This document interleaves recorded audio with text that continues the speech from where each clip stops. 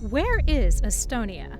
It's over here. It has a population smaller than San Diego and whose government has the most advanced web design and infrastructure in the world, where everything from healthcare and voting to government benefits and even citizenship are all done online, automatically, with a few clicks of a button. So how exactly did the government of this tiny former Soviet state become the most technologically advanced in the world? And why are we still stuck with shitty, laggy government websites while they have that? To truly understand Estonia's digital rise, we need to go back to 1991, when the country regained its independence from the Soviet Union. At that time, Estonia found itself in a position that most governments never experience, starting almost from scratch. After decades under Soviet control, Estonia had the opportunity to rebuild its government, free from outdated systems or entrenched bureaucracies. And it had a brand new idea. What if the government was all online? So by 1996, Estonia launched its first major digital initiative, the Tiger Leap program, which aimed to bring IT education to every school in the country. This wasn't just about making students tech-savvy, it was about embedding a digital mindset into the national consciousness, while the government itself began the most ambitious project of the 20th century. And while other countries were still debating how to implement small technological reforms, Estonia was already laying the groundwork for a future where digital governance would become the norm. But wait, doesn't all this take a lot of money? How did Estonia afford all of this exactly? Estonia's early leaders knew that the country didn't have billions upon billions of dollars like the bigger countries, but that was precisely the reason why they decided to take the risk of developing a completely online government. They knew that bureaucracy would be too costly and inefficient for a country of its size. Instead, they saw digitization as a cost-saving measure, something to sink money into now to reap economic benefit in the future. Along with their smart budgeting, a significant source of financial support came from the European Union, or the EU.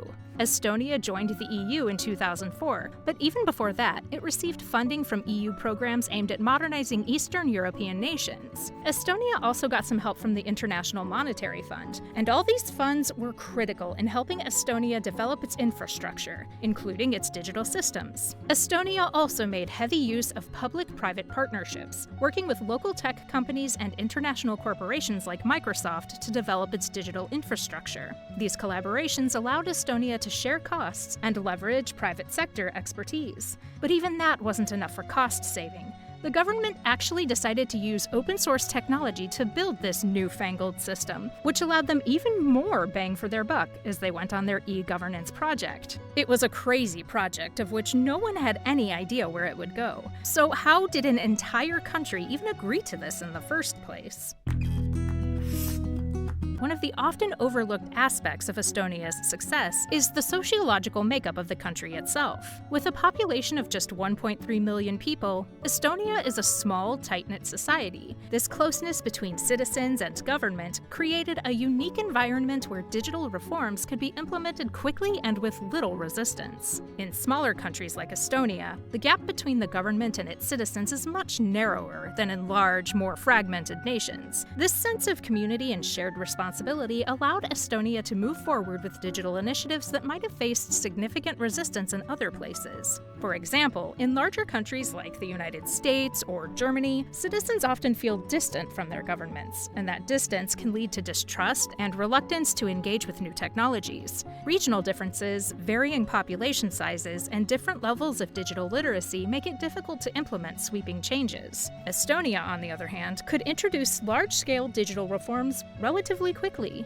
thanks to the tight social fabric that binds the country together. There's also a cultural element at play. After decades under Soviet rule, Estonians had developed a deep mistrust of centralized, inefficient government systems. This made the population more open to transparent digital alternatives that would give them more direct access to government services. The psychological shift from distrusting an oppressive regime to embracing a transparent, citizen-centric government cannot be understated. While larger countries deal with widespread concerns about privacy and the potential abuse of digital power, Estonia managed to foster a sense of trust by giving citizens more control over their own data. So great, we've got the money and we've got the will. Now how do we exactly get this all up and running? Speaking of, thanks so much for all the support on the channel lately. It really means a lot, and I want to give something back to you guys. So do you need a job? That sounded a bit weird.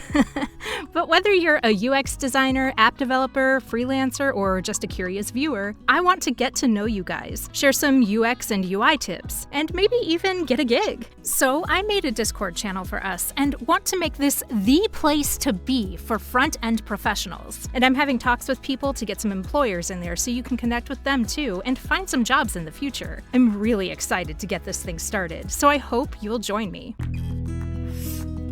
Estonia's digital success wasn't just the result of government initiatives. A key part of their strategy was close collaboration with the private sector. From the very beginning, the Estonian government worked closely with private tech companies, universities, and startups to develop its digital infrastructure. This public-private collaboration was crucial in ensuring that the technology being developed was both secure and user-friendly. For example, Estonia's digital ID system, which is one of the cornerstones of its e-government, was developed in partnership with private companies. This digital ID allows citizens to securely access government services online, vote, bank, and even sign documents digitally. The success of this system can be largely attributed to the collaboration between the public and private sectors, which ensured that the technology met both security standards and user needs. In traditional countries, public-private collaboration is often more limited.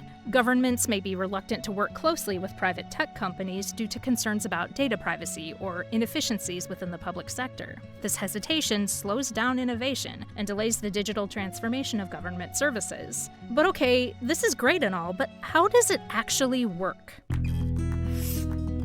Behind Estonia's e-government is one thing: the letter X.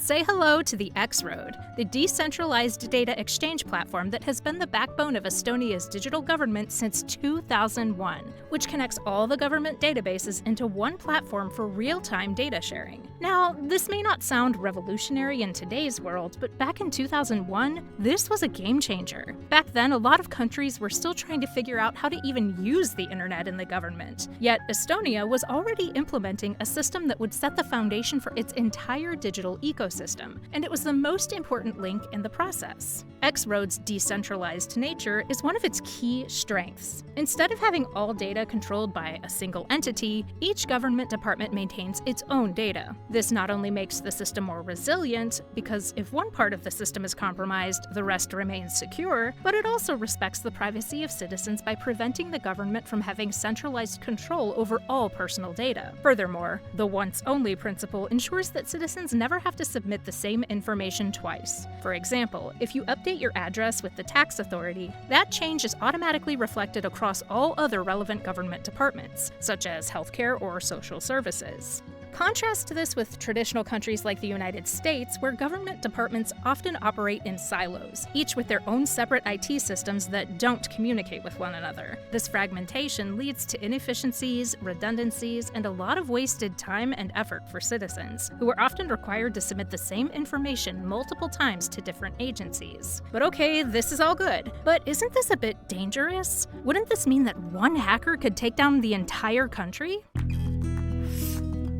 In 2007, that's exactly what happened. The world's first major cyber attack swept through Estonia's infrastructure and devastated everything. It was a wake-up call, a clear sign to Estonia that it was time to abandon this project, because the convenience was simply not worth the national security risk. So Estonia packed their bags, shelved the project, and went back to the drawing board. To make it even better, because Estonians, they didn't back down. Instead, they decided to double down on the project, not to abandon it, but to make it invincible. Rather than giving up, Estonia used the attack as an opportunity to strengthen its systems and has become a global leader in cybersecurity. society. One of the most important innovations to come out of this crisis was Estonia's early adoption of blockchain technology. While blockchain is often associated with cryptocurrencies, Estonia recognized its potential for securing government data long before it became a buzzword. If you don't know how blockchain works, very simply, it makes sure that any changes made to a database leave an immutable, traceable record.